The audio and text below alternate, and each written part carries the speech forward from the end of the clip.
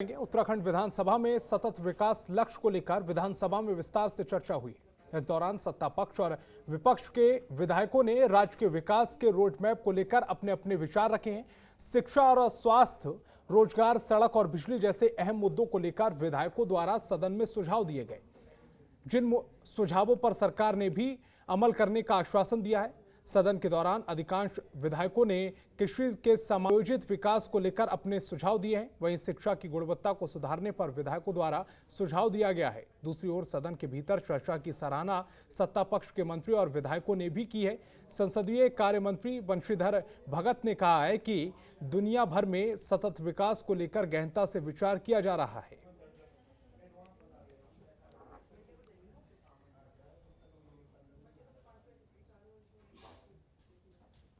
इनका रेखांकन हो और उसकी जो दिक्कतें आने वाली उनके सॉल्यूशन निकले, तो इन विषयों पर हम लोग चर्चा कर रहे थे।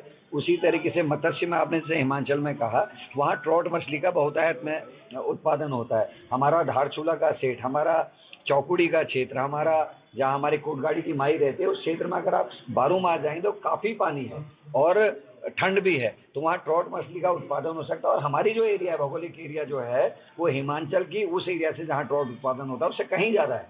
तो हम ट्रॉट उत्पादन में दुनिया में और देश में सबसे पहले नंबर पर आ सकते हैं, बशर्ते कि हमारी जो नीली क्रांति है वो खाली कागजों तक ना हो। मैं देखता हूँ जिले को 5,000, 20,000, 50,000 का बजट मिलता है, उससे कोई मत्स्य पालन में फायदा नहीं हो सकता। जब तक हम प्रोफेशनल ढंग से हम अपनी योजना को आगे ना बढ़ाएं, तब तक नहीं हो सकता। चलने वाला कार्यक्रम है। एक आज काम होगा, कल 2 और नए काम खड़े हो जाते हैं, लेकिन एक मूलभूत तरीके से हम जागरूक करें लोगों को, इसके लिए सदन में ये चर्चा हुई है। और मेरा सबसे कहा है कि ये सदन में ही चर्चा नहीं करनी है। माननीय विधायकगण अपने अपने क्षेत्रों में जाके वहाँ के प्रधान, क्षेत्र पंचायत सदस्य, जिला पंचायत सदस्य, ब्लॉक प्रमुख, जिला पंचायत अध्यक्ष, महिला मोर्चा, ये महिला समूह, युवती मंगल दल, युवक मंगल दल, सबको साथ लेके उनको जागरूक करें और उनके माध्यम से हम क्षेत्र में जाएं, तो निश्चित रूप से बहुत परिवर्तन होगा और देश बहुत जल्दी तरक्की करेगा। और उत्तराखंड विधानसभा के मानसून सत्र में सीएम पुष्कर सिंह धामी ने खुद विपक्ष के सवालों का जवाब दिया। मुख्यमंत्री पुष्कर सिंह धामी ने कहा कि वह खुद विपक्ष के सवालों का जवाब देकर उन्हें संतुष्ट करना चाहते थे, लेकिन उनकी सरकार के मंत्रियों ने भी विपक्ष के सवालों का जवाब दिया। उत्तराखंड के विधानसभा सत्र के दौरान बहुत ही कम मुख्यमंत्री हैं जो विपक्ष के सवालों का जवाब देते थे, लेकिन इस बार नए मुख्यमंत्री पुष्कर सिंह धामी ने नेता सदन के तौर पर विपक्ष के सवालों की बड़ी बेबाकी से सदन में जवाब दिया। वहीं मानसून सत्र में विपक्ष के सकारात्मक सहयोग पर सीएम ने खुशी जताई है। मुख्यमंत्री पुष्कर सिंह धामी ने कहा कि सत्र बेहद महत्वपूर्ण होता है और उन्हें खुशी है कि इस बार सत्ता पक्ष और विपक्ष के विधायकों ने सत्र को सुचारू रूप से चलाने में सहयोग दिया। राज्य सरकार की ओर से प्रभावित वर्गों के लिए कई घोषणाएं भी की गई हैं।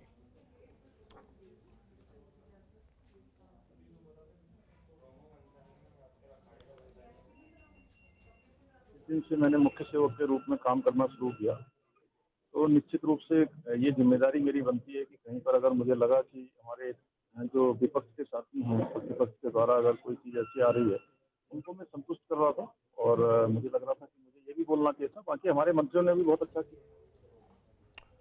और विधानसभा में नेता प्रतिपक्ष प्रीतम सिंह ने शिफान कोर्ट में विस्थापितों की मांग को उठाया है और शिफान कोर्ट के निवासियों को विस्थापन की मांग की, जिसको लेकर शिफान कोर्ट से बेघर हुए लोगों को उम्मीद जगी है कि अब उन्हें आशियाना मिल पाएगा। वहीं शिफान कोर्ट के निवासियों ने सदन में मुद्दा उठाए जाने पर खुशी जाहिर की है। शिफान कोर्ट के मुद्दे पर पूर्व विधायक ज्योत सिंह गुनसोला ने कहा है कि कांग्रेस लगातार प्रदेश के लोगों की आवाज उठाती रही है और आज नेता प्रतिपक्ष ने इसे साबित भी कर दिया है। कांग्रेस प्रदेश के लोगों के लिए लगातार लड़ाई लड़ती आ रही है।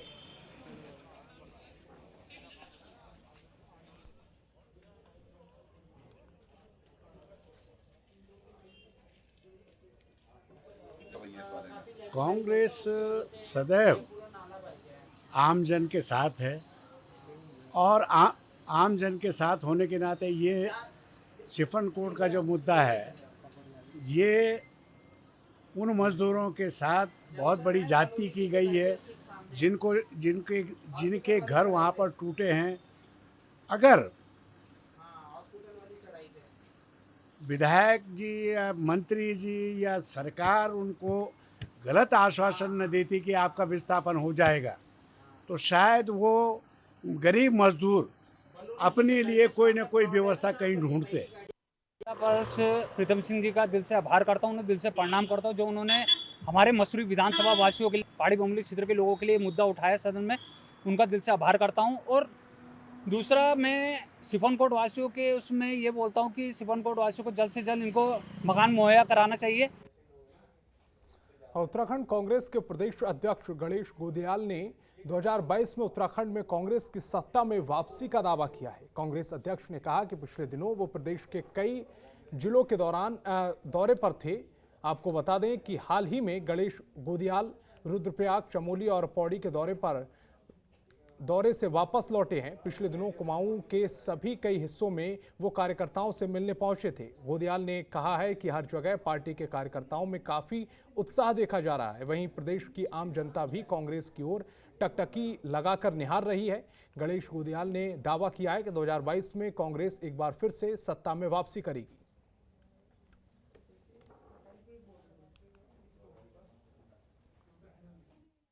कांग्रेस के तमाम कार्यकर्ताओं को कि तीनों जिलों में जो हमारा दौरा था उसमें अभूतपूर्व प्रतिसाद, बहुत ही जबरदस्त प्रतिसाद कार्यकर्ताओं के द्वारा उनमें देखा गया। मैं समझता हूं कि आम लोगों में भी कांग्रेस के प्रति जो जिज्ञासा है और जो आशा के भाव से, जो उम्मीद के भाव से कांग्रेस की तरफ आम मतदाता, आम नागरिक देख रहा है, ये भी कांग्रेस पार्टी के लिए एक शुभ संकेत है।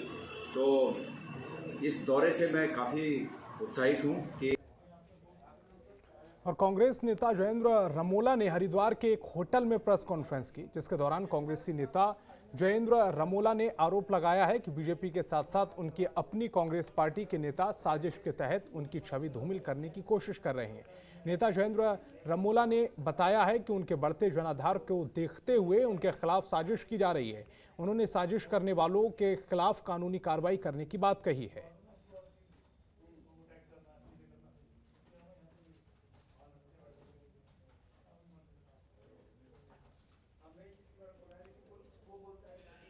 कि मैं जनसेवा के लिए लगातार पिछले कई वर्षों से जुड़ा हूँ और मैं चैलेंज के साथ कह सकता हूँ कि कोई भी व्यक्ति एक भी आरोप मेरे ऊपर सिद्ध करके दिखा दे, कोई गलत काम का आरोप सिद्ध करके दिखा दे, किसी के साथ उत्पीड़न का आरोप सिद्ध करके दिखा दे, किसी भी तरह का आरोप मेरे पे सिद्ध करके दिखा दे, उस दिन मैं ये राजनीति से भी संन्यास ले लूँगा, मैं ऋषिकेश से भी संन्यास ले लूँगा अगर इस तरह का आरोप कोई मुझ पे सिद्ध करता है। कहीं और देहरादून में सिख समाज के एक प्रतिनिधि मंडल ने विधानसभा में मुख्यमंत्री पुष्कर सिंह धामी से मुलाकात की। उन्होंने अफगानिस्तान से श्री गुरु ग्रंथ साहिब के स्वरूप को सुरक्षित भारत पहुंचाए जाने पर मुख्यमंत्री के जरिए प्रधानमंत्री नरेंद्र मोदी को धन्यवाद ज्ञापित किया।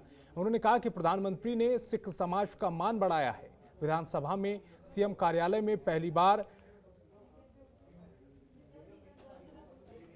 अरदास संपन्न की गई है और कढ़ा प्रसाद बांटा गया है। वहीं मुख्यमंत्री को शॉल और कृपाण भी भेंट किया गया।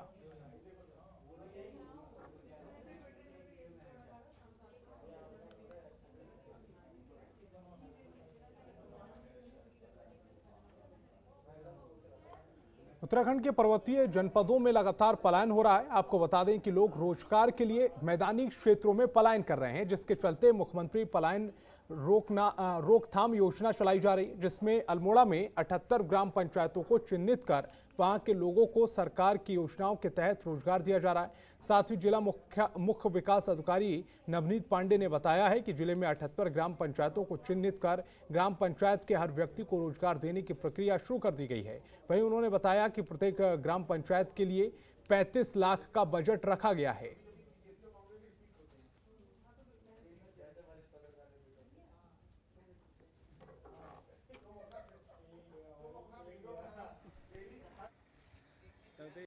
जनपद में लगभग 78 राजस्व ग्राम हैं जो चिन्हित किए गए हैं पलायन की दृष्टि से जो बहुत संवेदनशील हैं, जहाँ पे कि 50% से अधिक जनसंख्या जो है वो पिछले 2 जनगणना में कम हुई है।